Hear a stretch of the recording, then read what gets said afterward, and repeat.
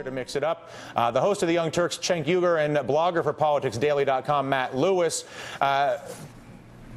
Cenk, where are the Democrats headed here? Well, they seem to be celebrating over this historic victory, and I get why. There's a lot of good things in this bill, and they address people who didn't have insurance, et cetera, et cetera. But I'm a little worried about where they're headed, because this seems like they're hanging a mission accomplished sign up, and I'm not sure it is accomplished. We still have the same insurance companies, and they could hike our premiums at any moment, and I don't think there's an effective way of stopping that through this bill. And if the Democrats think that that's good enough, I'm worried that the American people are going to disagree when their rates go up again. Yeah, Matt, I agree with Cenk in the sense that, yeah, they have achieved the incredibly admirable goal of coverage, obviously, and they've done it with the most outrageous set of backroom deals and accommodations to special interests we've seen since the bank bailout. It leaves a lot of people on the right who say they shouldn't have done this, and a lot of people further left, if you will, of those who are into accommodating game rigging and special interests, although I don't know how that's lefty-righty. Do you think the Democrats understand that what they've done, while they've achieved the politically desirable with covering the uninsured and the humanly desirable, that the way that they did it is more evidence of how screwed up our government is than the fact that it works? I don't think so, Dylan. I think that they are hanging the mission accomplished banner up.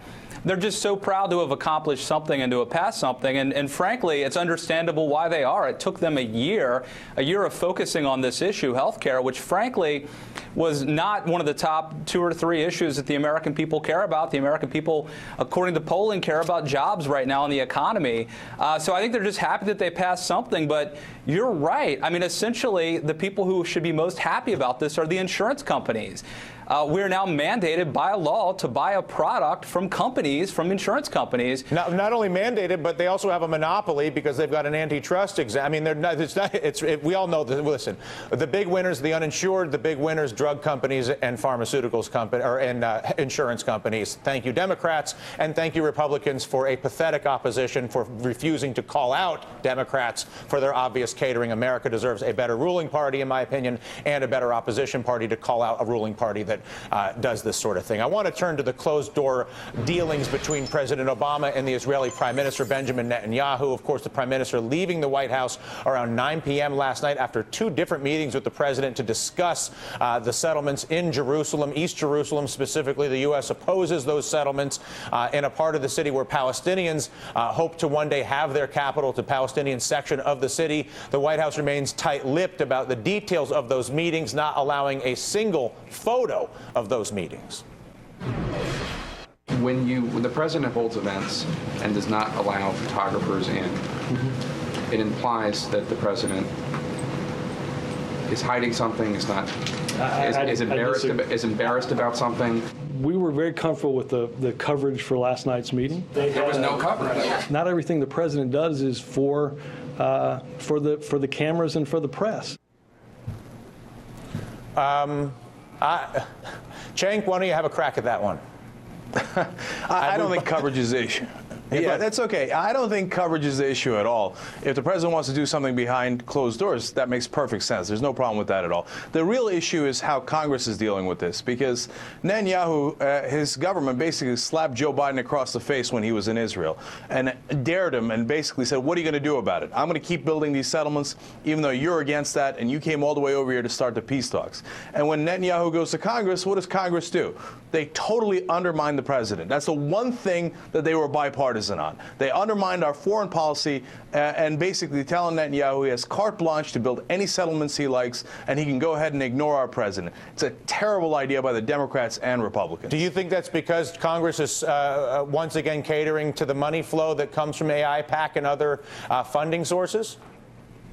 You know, look, they've got their constituencies, they've got lobbyists, there's special interests, of course. But what's obvious is that they don't care about the the substance of this, and they apparently don't care about the peace process. We're supposed to help Israel. Because look, I think that there's people talk about money and the lobbyist influence, but Israel is our #1 ally in a very difficult part of the world, and I think there's a very good philosophical. Why is it difficult? There's a very good philosophical reason to support Israel. This is their territory. They won it in 1967, and essentially what we're asking them to do is to turn over to their sworn enemies, people who want to destroy them, who don't even recognize that they exist, part of their territory. I think we should stand with Israel on this, and the fact that the United States is openly, I think, undermining our ally in the region, that's the real issue. Cenk, real quick. It's ridiculous. Why do we have such problems in the region? It's because we support Israel 100%, no matter how right-wing their government is. We know where you stand. We have to be a friend. We have to be a friend and actually work towards peace. And the way you do that is by being even-handed and not being foolishly right-wing. One at a time. Go ahead, Matt, real quick. Peace through strength. You don't get peace by giving away territory. Yeah, how's that worked out for you? Every time Israel how's that worked out for you, Matt? 60 years. How's that worked out for you? Peace through strength. You haven't gotten peace at all. All you've done is, more bombings, more oppression. And how'd that work out for you? You got peace? Does not work. You don't Every have time peace. Israel has continued to give away territory, and it hasn't gotten really? Peace. When? When was the last time that happened? Trust me, every time that they give these concessions, I don't trust you. They're not. I don't trust you at all. Obviously, you don't. Look, we have a deep philosophical difference over this, but I think the bottom line is that Israel's our ally. We should support them. You obviously don't support Israel. That's okay. Well, that's your position. No, that's not fair. true at all. Again, you're lying. It's how you support an ally. I'm lying. Look at this you're rhetoric. Lying about my position. You said I don't support Israel. This is not the type of rhetoric we should engage in. Civil conversation. You just called me a liar. I agree. I agree with you. But that's because you made up a position about me. You made up my position. You said I don't support Israel. That's not true. How do I know? Because it's my position. Well, how could you possibly know what's in my head? You want them to give away territory. That's not supporting them. Of course I do, for peace. So you want them to be in perpetual war. You hate Israel. You hate Israel because all you want them to do is engage in war for the rest of time. You think that's going to help them? Your rhetoric is out of line. It's typical from, I think, am I out of line? Position. I'm sorry. You are. This is not the type of civilized dialogue we should have in politics. Right. I think we should sit down. Let's have a beer. I'll be honest with you guys. Did to Biden civilized? Yeah. Is what Netanyahu did to Biden civilized? Matt? Yes, guess what? He runs that country. He is the prime minister of Israel.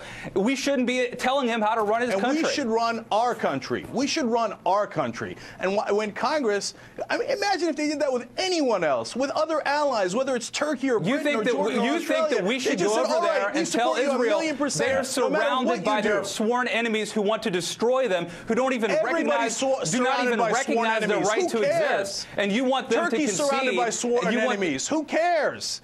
That doesn't mean you agree with their government no matter what. Turkey has a right-wing government now. Should we agree with them 100%? They're bordering on Muslim fundamentalism. No, we shouldn't agree with them 100%. Should Turkey give away their territory to Israel? Surrounded by enemies. Should we tell Turkey that they have to give away their territory so that there can be peace? That if they give away, it depends on the context. The Greeks would love to have Istanbul. That might bring about peace. Let's just have them do that. Let's send Biden. I'm going to jump in here because I'm going to jump in here. I will say that in the history of Mix It Up, it has never been mixed up as well as you two have been mixing. All right? Listen, that was take that as a compliment. I appreciate both of your passion